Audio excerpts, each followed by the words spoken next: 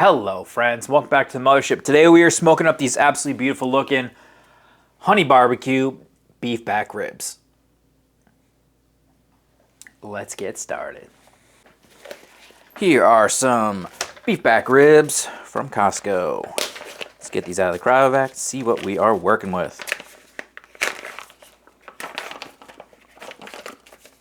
Now I have said this before, I do wish that Costco would separate it better, but we're just going to cook them just like so.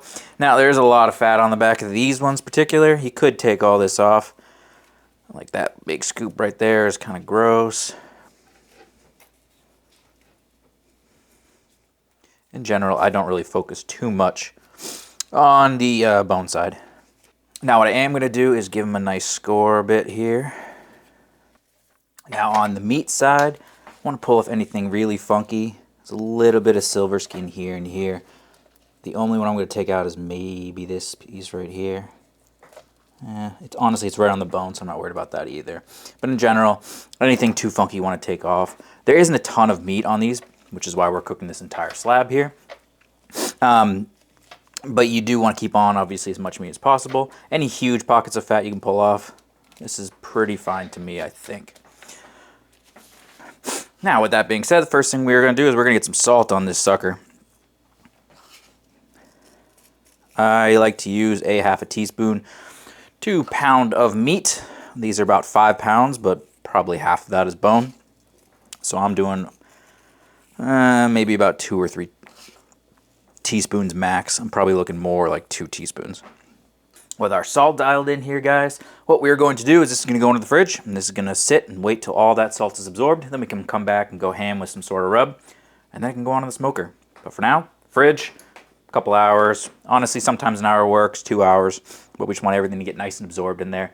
That'll pull out some moisture, which will allow more adhesion for our rub. But for now, fridge. Salt has basically all been absorbed here, so it's time to get some rub on. We're going to be going with my crop circle rub. Recipe down below, link somewhere. It is a honey barbecue rub. It's really, really good. I'm just going to start with a light coating on the backside because you're not really going to be eating this, but it does add a little bit of flavor, but nothing crazy. Sorry about my puppy crying in the background.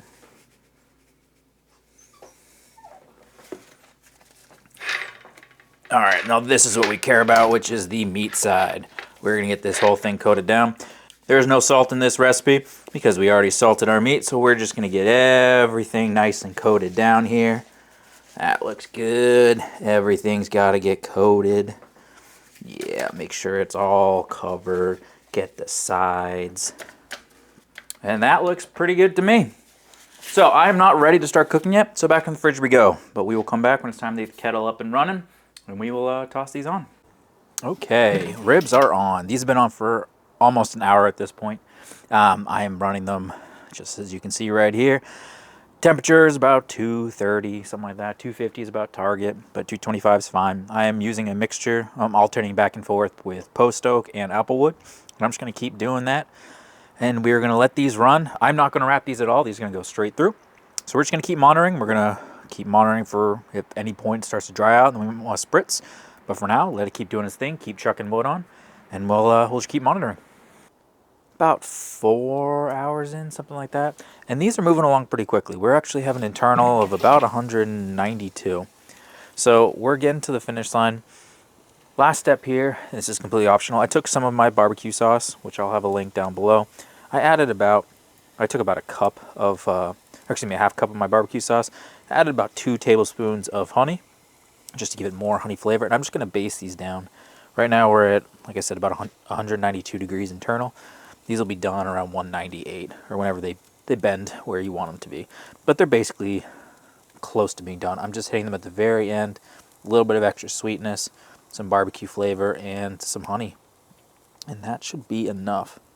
I'm not going to do a bunch of coats. There's a little flavor on here already. I just want to get them to the finish line, with a little bit of extra flavor. And then once these are done, they're going into a tin foil wrap and into my toaster oven until they are ready to be eaten, because these cooked faster than I expected. We're only about 4 hours, like I said.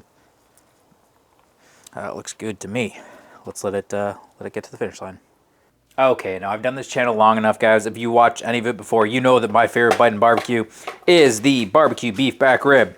It is just fantastic. If you like beef more than pork, which I do, and you like ribs more than most stuff, like I do, this is where you want. Sometimes when you do those dino ribs, they're really, really good, but they're super fatty, and you can basically eat a couple bites before you just want to explode. These, you could just eat everything that's on here. This is a giant slab of meat, as it were, but most of it's bone. So basically, this is 2 people's worth of meat. It is so good. This is super smoky. It's super delicious looking. It is just pinnacle of beef. You are kind of near the brisket there, but basically when they're cutting those dino ribs, the reason the dino ribs are so good is because they are actually right next to the brisket, so you're getting so much of that fatty meat. These are further back, so they're going to be leaner or fattier. They're going to be just somewhere in there, which is not a great cut of meat. But the point is, it's really good for low and slow. And on the other side, you have these absolutely beautiful looking, just phenomenal looking cuts of meat. Look at that, guys. I mean, who doesn't want to eat that? That is incredible. This is my favorite cut of barbecue. No matter what you put on it, it's going to be the best. This particular smoke is really smoky. It was faster than I usually expect. I usually expect about 5 to 6 hours, like a standard spare rib set. This was done about 4.5 when it's all said and done, which is pretty quick. Honestly, these are a little leaner.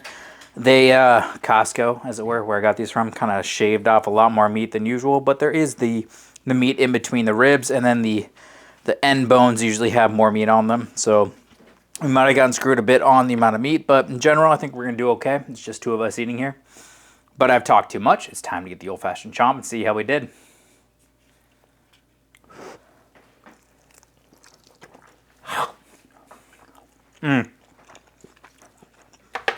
It's my favorite cut for a reason, guys. It's just such good meat. It's so succulent.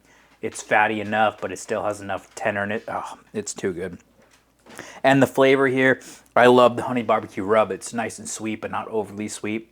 And then you add my barbecue sauce with a little bit of honey in there. Really, really good. I didn't overdo it with the barbecue sauce because I didn't want these super sweet. I wanted that honey back flavor, but mostly barbecue, which is what the rub does. And then just putting that little base on the very end. I only did 1 coat of my barbecue sauce with a little bit of sweetness to it, which is the extra honey. That kind of pushes it over the finish line, but it's not overly sweet. Sometimes you have barbecue sauce, it's just like you're eating sugar. This isn't there. You're tasting the smoke, you're tasting the meat. This might be my favorite way to do beef back ribs, which is saying a lot because this is my favorite cut of barbecue. I think, honestly, give this one a try. Try my recipe down below. The only thing that's crazy, you need to get those little honey crystals, I guess. They're not super cheap, but they're not super expensive, and they last forever. Get that big container of them, then you can just make all the rub you want. Super, super good. But I'd love to hear what your thoughts are down below. Do you like beef back ribs? Do you like honey barbecue? Do you like barbecue at all? Tell me your favorite cut. Tell me your favorite cook down below. Love to hear from you. And most importantly, get out there and cook something absolutely fantastic, and I'll catch you on the next UFO barbecue. Bye-bye.